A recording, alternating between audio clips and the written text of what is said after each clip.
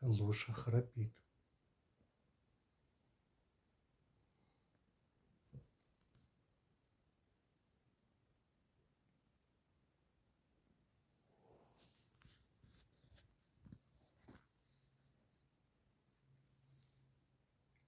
А Белле что-то снится.